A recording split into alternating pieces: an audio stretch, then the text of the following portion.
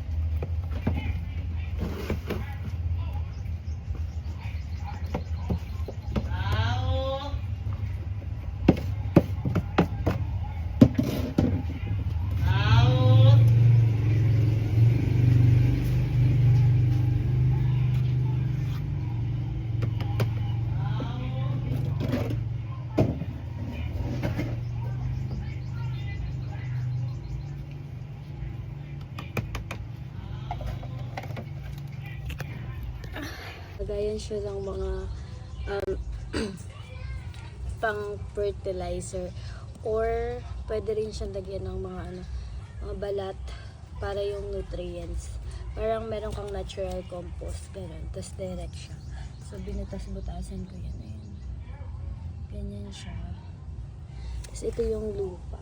So, yung taas niya is 2 inch para hindi masyadong mag-ano yung lupa. Hindi masyadong ang tawag dito, nakaangat yung halaman. Ayan siya, parang ganyan.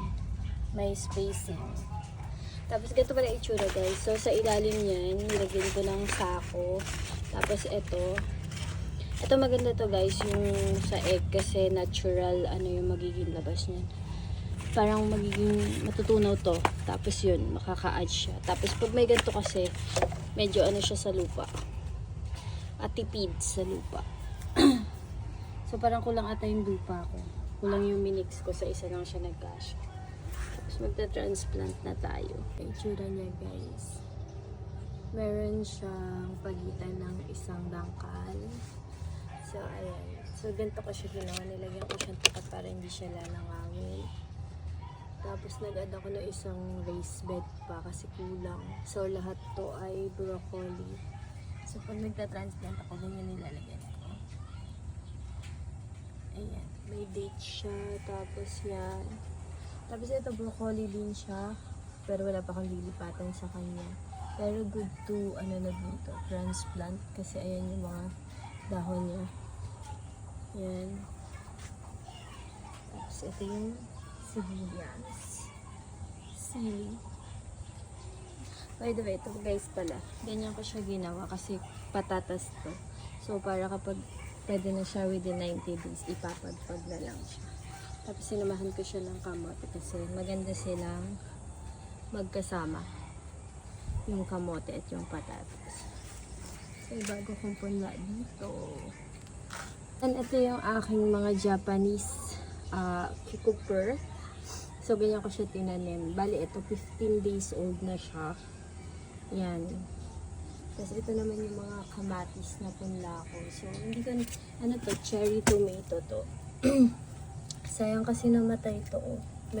May batang pumutol. Di ko alam kung sino. Ito ay balsam pear. White, sana to white. Anong tawag dito? White ampalaya. Pero ayan yung aking kamatis. So, mapapansin nyo guys, ganito, may takip din to. So, ayan. Ito yung, ano niya, no? Yan yung purpose niya. Yan.